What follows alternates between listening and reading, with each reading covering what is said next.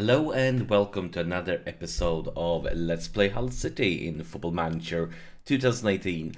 And as you can see, there's a lot of green here. We love green, don't we? Yes, we do.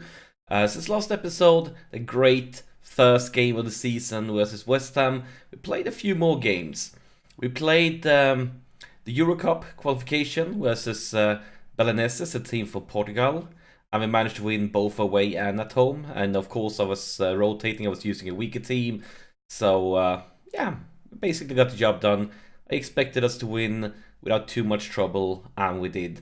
And then we played West Brom away and got another good win. Today, though, the story is completely different. They were up against a much stronger team. They were up against Arsenal. And Arsenal is a team that we have never ever in this series managed to beat. Last season we lost both at home and away, and now we just have to wait to see if our team is stronger or weaker or what's been going on. But it's a team we never have beaten, so we desperately want to take our first win against Arsenal. And if we're going to do it, we're probably going to do it at home, so this will most likely be our strongest chance during this season. Since we managed to beat Belenenses, though, we have qualified for the real Euro Cup for the group stage. And the group we got, let's see, where is it? I'm blind as you always. There it is. We have Ajax, we have Vigo, and we have Rosenborg. So, especially the first two teams here are some pretty strong teams. I mean, everybody knows, of course, about Ajax. One of the best teams in the Netherlands. And why did I click Celtic? That was the wrong one. Vigo here in the Spanish league, another quality team. But I would say we definitely have a chance to go through. I would say we have a pretty decent chance. I would kind of almost considering, like, at least that's second place. We are at least gonna get second place. At least second place. Everything else would be a bit disappointing. But yeah, let's focus on the real deal here. And we're going to talk more about the cup when we get there. Maybe we're going to watch an episode or two from the group stage. We'll have to wait and see.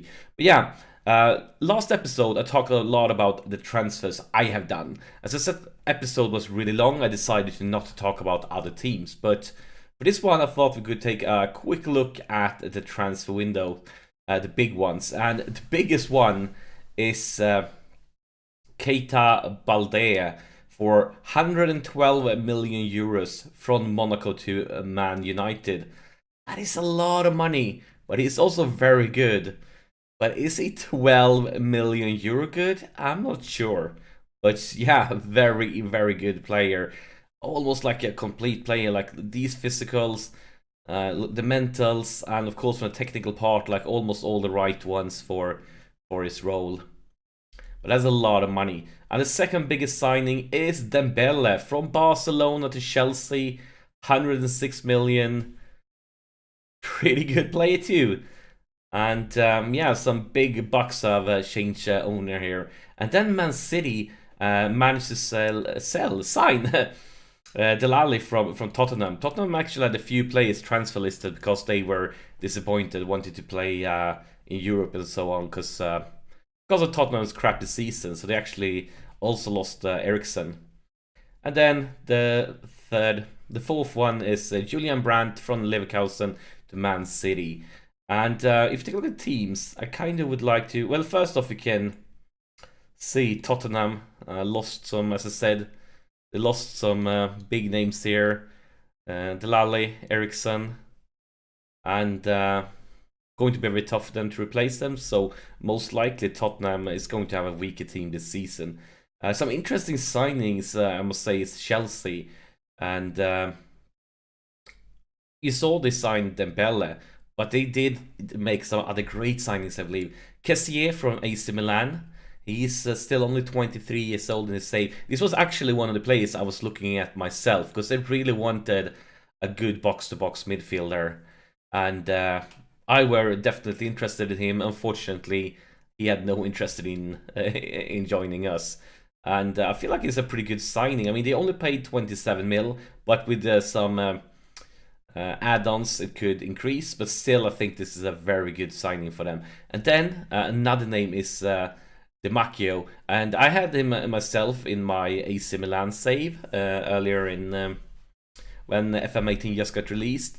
He's only 20 years old, and these stats, I mean, already if they play him and develop him, he will become a world-class player. He's already really, really good. So I must say, I'm very impressed by the Chelsea signings. I feel like they have spent their buck. I mean, the money for Dembele was crazy, but still, they have got a lot of quality in these three guys, and that would probably strengthen their team for this season. Other than that, I don't think there were any other special things I wanted to mention. Let's take a quick look here. Don't think it was. Kind of not.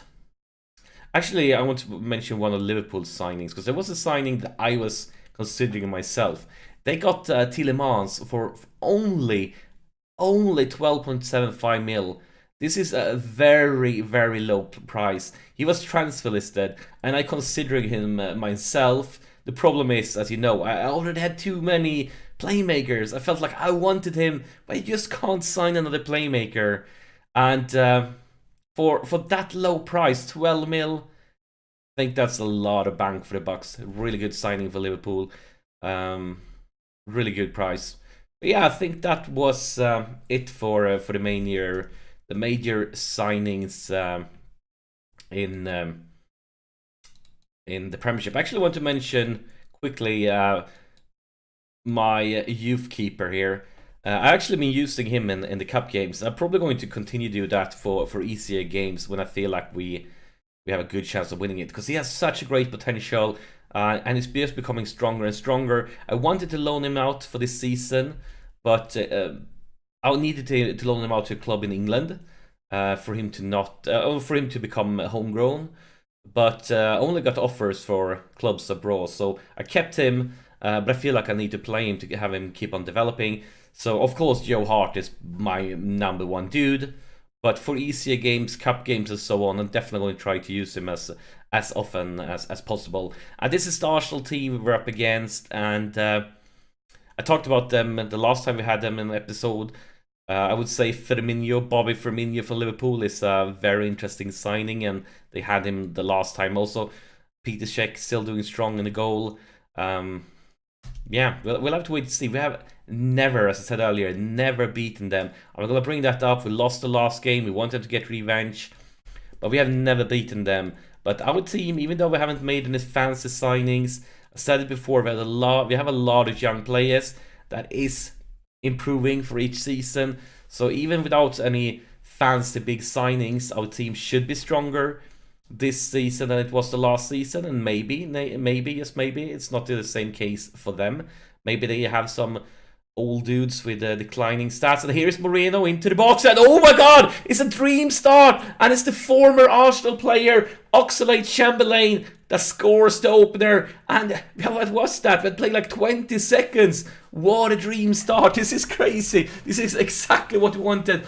Alberto Moreno with a beautiful breakthrough on the left flank, and then a perfect cross, and a great finisher there from the former Arsenal player.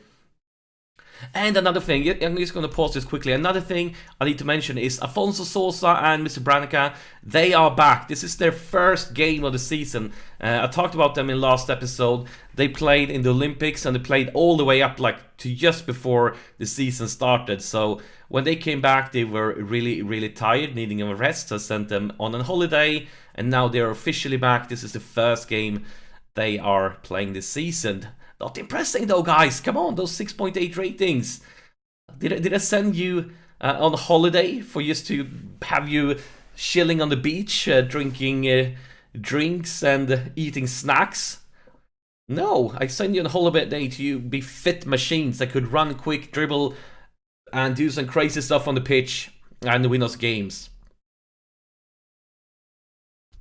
And here's Brannigan for Paslak going for Chamberlain.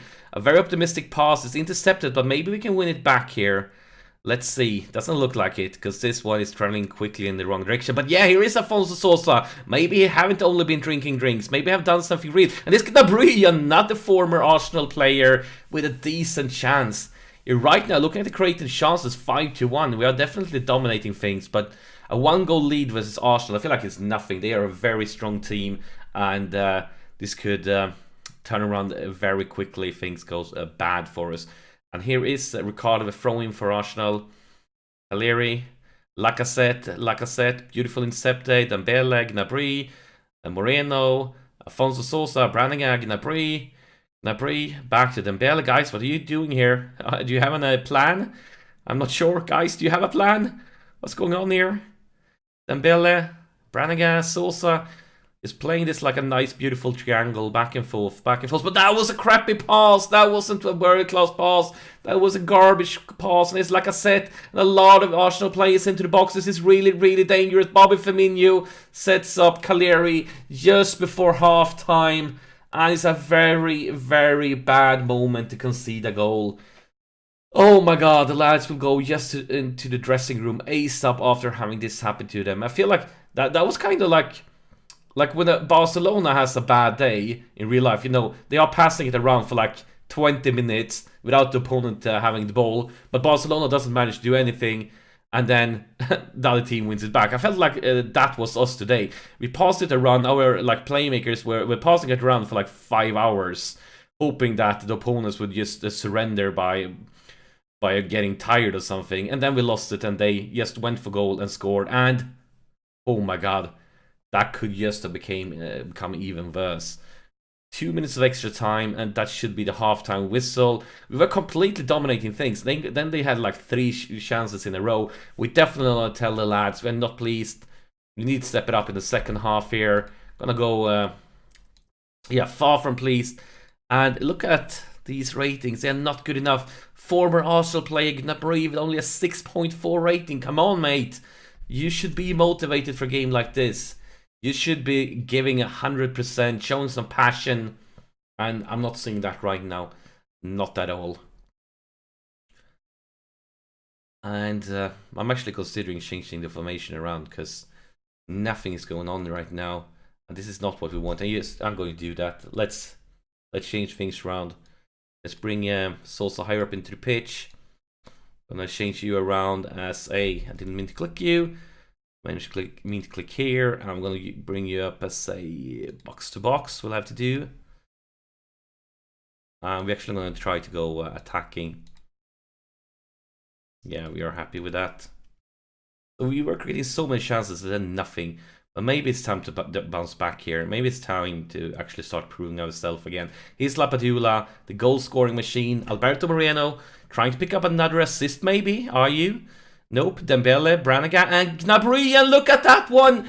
After a complete garbage of a first half for the former Arsenal player, now Gnabry has scored, which means our 2 former Arsenal players, they have both picked up a goal. And that's like what you say when family is the worst one, because former players will always be a little bit extra motivated to do well against their past teams.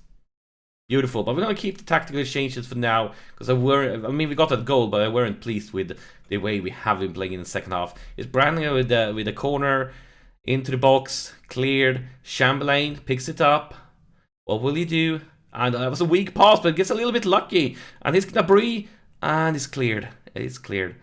Moreno picks it up, Dembele, Brannigan, use an easy pass here. Afonso Sosa, Chamberlain, a lot of plays into the box, and look at this, it's Gnabry, and oh my god, he hit the post. So Gnabry's gone from being garbage in the first half to scoring once and hitting the post once in the second one. That's some decent improvement. Well, one guy that haven't improved is Lapadula. 6.6 rating, seems composed. I'm sorry, that is not good enough. Let's bring in John Keane here. A good thing with playing all those qualification games for the Cup is that Keane has been able to play a lot, and I've been able to rotate them both, because I want them both to playing a lot of games. So that's actually good. Dembele, though, not the best of games. I'm going to do like this. Bring in our young dude new signing. Change around with Brannigan like that. So you will be a box to box, and he will be the playmaker. Beautiful. And here is Sosa with a free kick for Chamberlain. Chamberlain back to Sosa. Very optimistic shot. Didn't go far at all. Played safe now so we don't get hit for a counter-attack. Pretty please. Paslak going for Chamberlain. Chamberlain can get another try into the box. Here is Keane. Newly subbed, but it's just over. But at least with that chance, he's basically done more than Lapadula did through the whole game. So I guess it's a small improvement. Not much, but hey, I take it.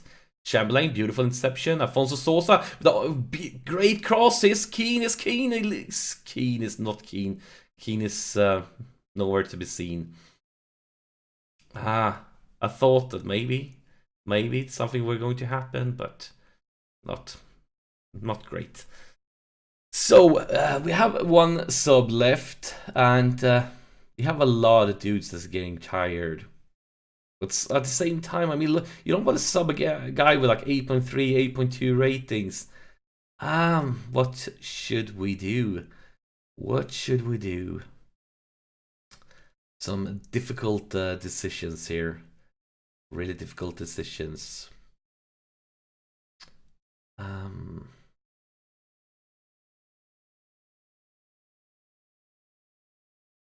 Maybe they should go for somebody that seems composed.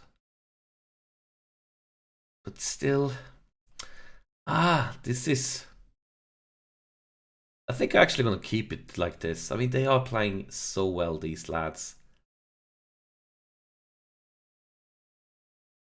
Now, with a few minutes left, let's make a last sub. Bring off Chamberlain. He is a bit injured prone, I believe, so I think it could be. Give him the last few minutes of rest. And he's been great. His Sosa with the corner. Gnabry, Brannigan. Can we create the last one? Yes, we can. Yes, we can. So after a very weak game by Lapadula, Keane's coming to the pitch. Keane can come into the pitch and shows that he wants to be in the run for the spot as a main striker. And that's beautiful because he will play more and more. And he's still young. And yeah, basically have high hopes for in the future. But it's a beautiful result. We have never beaten Arsenal before, but now we do it, and we do it with confidence at home in front of our home crowd. Another great result this season. We're off to a really, really good start here. Of course, it was easier to face off against them at home than away, but still I'm very pleased with the start of this season. Maybe it's not over. Here is actually a chance, but that's no trouble at all for Joe Hart. And now we really should see the full-time whistle, because we are basically into extra time of the extra time. So the ref needs to blow the whistle here at any second. What's up with this ref? And that's the full-time whistle. I'm really, really pleased with this result. Very, very happy. Beautiful, beautiful. I'm happy with basically everything but Lapadula. Gotta tell the lads, I'm very happy. That was a great result. First time ever beaten Arsenal. Shows that for the future we aim to be a top team of the league, and we are currently topping the Premiership. Of course, we haven't had any difficult away games. We only played Arsenal at one of the top teams, but still, this is a fantastic start to the season. And look at these average ratings, eh? Pretty decent. But yeah, we're off to a crazy good start to the season. And we are very pleased, but it's going to be much tougher compared to previous seasons, because we have had a pretty chill run without any major cups. But this time we're going to be playing the group stage here in the Euro Cup, and that's going to be, of course, definitely make things more difficult and going to force us to play with weaker players to rotate and so on. But yeah, very pleased with our first ever victory against Arsenal. Hopefully, there's much more of them to come in the future. But yeah, that's it for this episode. As always, thank you so much for sharing your time with me, and I'll see you in the next episode.